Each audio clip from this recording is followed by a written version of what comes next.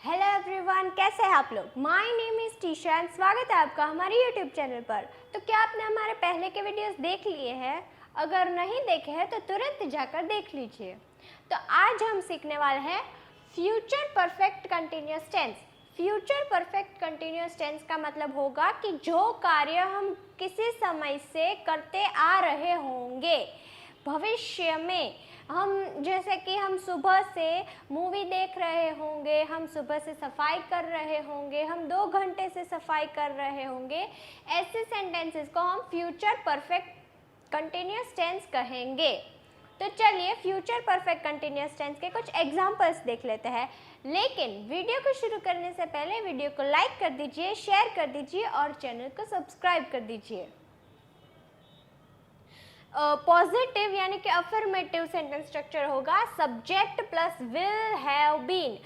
जैसे कि present perfect continuous tense में हैव हैज बीन आता था, उसी प्रकार से आगे सिर्फ विल लग जाएगा। तो will have been plus verb के साथ ING, since, for and time. Since और फॉर का मतलब तो अब आपको पता चल गया होगा कि सिंस जो है वो नियमित समय के आगे लगता है और फॉर जो है वो अनियमित समय के आगे लगता है। जैसे कि घड़ी में जितने बजते हैं उसके आगे सिंस लगता है, और जैसे कि हम ऐसा कहना चाहते हैं कि हम 2 घंटे से 3 घंटे से या फिर कई साल से जो कुछ स्पेसिफाई नहीं होता उनके आगे फॉर लगता है। तो चलिए एग्जांपल्स देखते हैं। मैं 2 घंटे से पढ़ाई कर रहा होऊंगा। मैं 2 घंटे से पढ़ाई कर रहा होऊंगा। I will have been studying for 2 hours. वह सुबह से खाना बना रही होगी। She will have been cooking since morning. देखिए 2 घंटा, लेकिन कौन से 2 घंटे वो नहीं स्पेसिफाई किया, इसलिए इसके आगे फॉर आया। और सिंस मॉर्निंग यानी कि सुबह से, टाइम दिया गया है कि सुबह से, स्पेसिफिक टाइम, इसलिए उसके आगे सिंस आया। हम यहाँ कई सालों से रह रहे होंगे। We will have been living here for many years. देखिए जैसे कि प्रेजेंट में है आएगा तो उसमें हैव हैज बीन आएगा। फिर पास्ट परफेक्ट कंटिन्यूअस टेंस में यहाँ पर होंगे की जगह थे या तो था या तो हम थे, ऐसे थे आएगा तो वहाँ पर हैड बीन हो जाएगा। और अगर यहाँ पर होगा, होंगी, होंगे ऐसे है तो विल हैव बीन आ जाएगा। ये आपको याद रखना पड़ेगा। तुम 1 घंटे से इंतज़ार कर रहे होंगे। You will have been waiting for an hour. वह सुबह से गा रहा होगा। He will have been singing since morning. माँ 2 घंटे से सफाई कर रही होंगी। Mom will have been cleaning for 2 hours. वह तब से रो रही होगी जब से वह आई होगी। वह तब से रो रही होगी जब से वह आई होगी। तो she will have been crying since she arrived.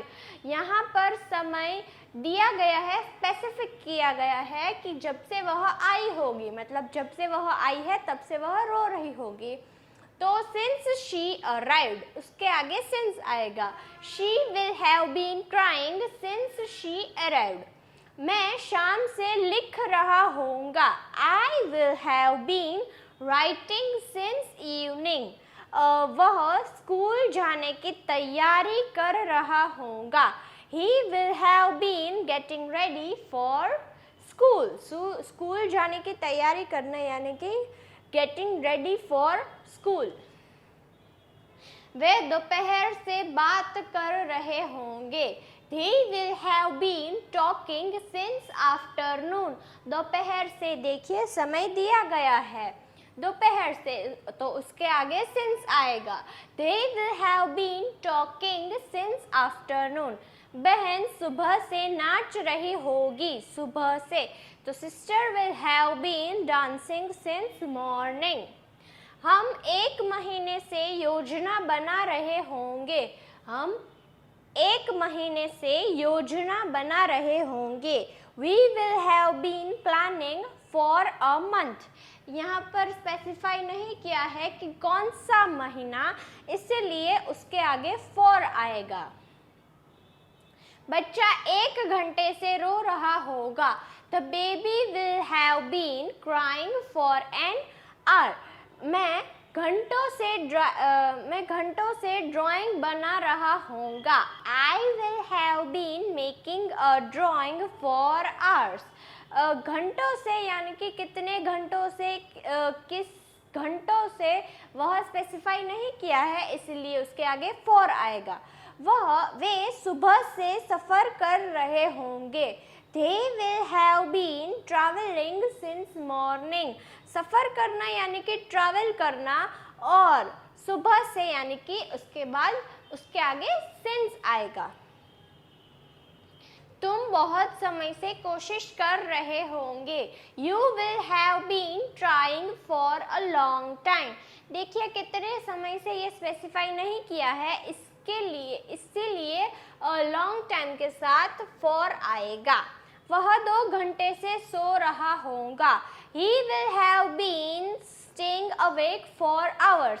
वह घंटों से जाग रहा होगा। ओके, नहीं सो रहा होगा और जाग रहा होगा, दोनों सेम ही है। तो he will have been staying awake for hours। वह 1 घंटे से स्केच बना रही होगी। She will have been sketching। Sketch बनाना यानी कि स्केचिंग करना for an hour। आप यहाँ पर ऐसे भी बोल सकते हैं कि she will have been doing sketch for an hour। आप यहाँ पर doing का भी यूज कर सकते हैं। नेगेटिव सेंटेंस स्ट्रक्चर होगा कि सब्जेक्ट, सबसे पहले सब्जेक्ट और उसके बाद will not have been। will and have के बीच में ही not आएगा हमेशा, याद रखिएगा।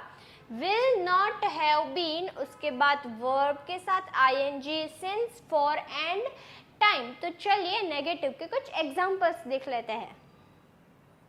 मैं 2 घंटे से पढ़ाई नहीं कर रहा होऊंगा। तो I will not have been studying for 2 hours।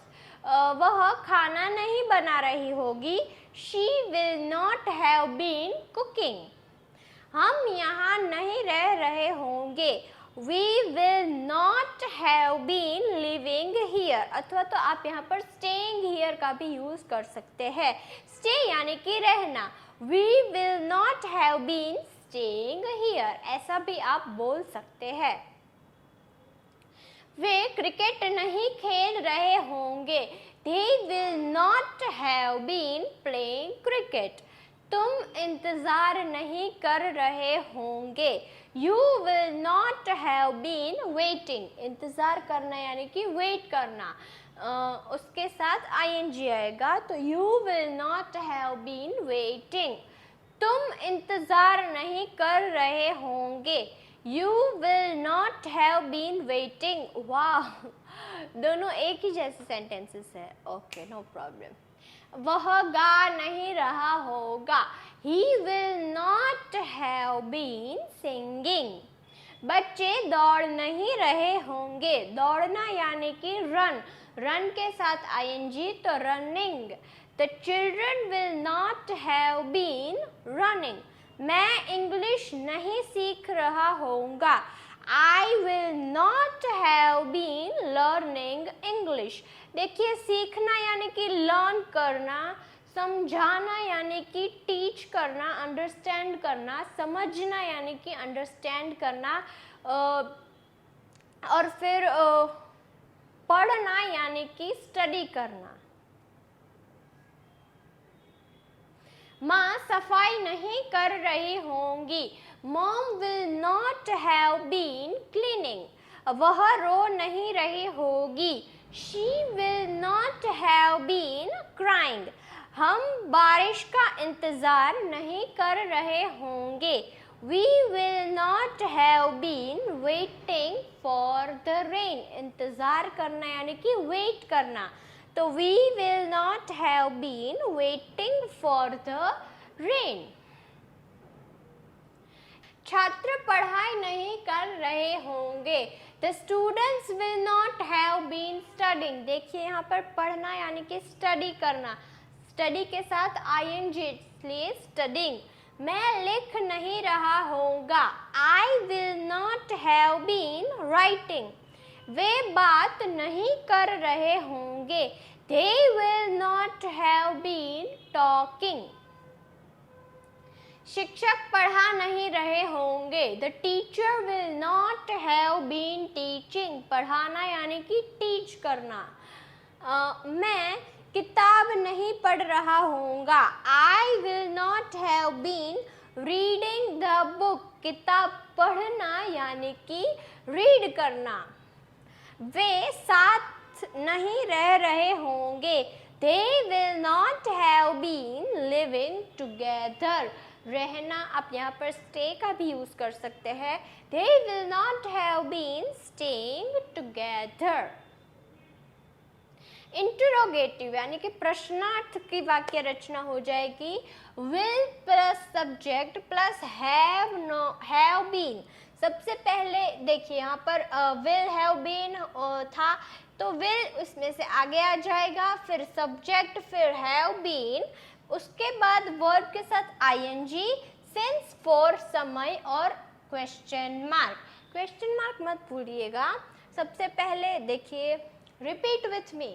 will plus subject plus have been plus verb के साथ ing, since, for एंड उसके बाद समय.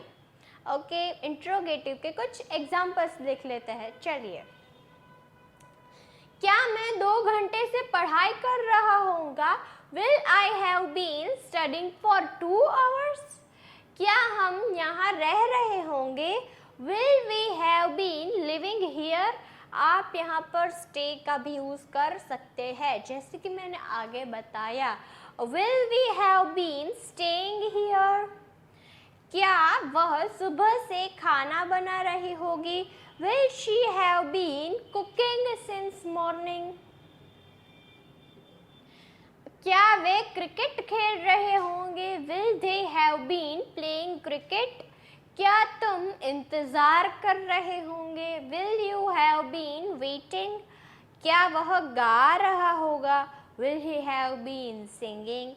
देखिए, हर सेंटेंस में आपको कुछ समय दिया जाए ये ज़रूरी नहीं है. कुछ सेंटेंसेस में, मोस्टली सेंटेंसेस में समय नहीं दिया जाता है, लेकिन फिर भी वो perfect future perfect continuous tense होते हैं. Past perfect continuous tense and present perfect continuous tense में भी ऐसा होता है. हर सेंटेंस में आपको समय दिया जाए ये ज़रूरी नहीं है, इसलिए आपको पहचानने में थोड़ा ध्यान रखना होगा. ओके. क्या बच्चे दौड़ रहे होंगे? Will the children have been running? क्या मैं इंग्लिश सीख रहा होऊंगा? Will I have been learning English? क्या माँ सफाई कर रही होगी? Will mom have been cleaning? क्या वह रो रही होगी? Will she have been crying? क्या छात्र पढ़ाई कर रहे होंगे? Will the students have been studying? क्या मैं लिख रहा होऊंगा? Will I have been writing? क्या वे तैयारी कर रहा होगा? क्या वह तैयारी कर रहा होगा? Will he have been getting ready? और अथवा तो आप यहाँ पर प्रिपेयरिंग का भी यूज कर सकते हैं. प्रिपेयर करना यानी कि तैयारी करना. तो will he have been preparing? आप सिर्फ प्रिपेयरिंग का भी यूज कर सकते हैं. क्या दादी भजन गा रही होगी? Will grandma have been singing bhajans?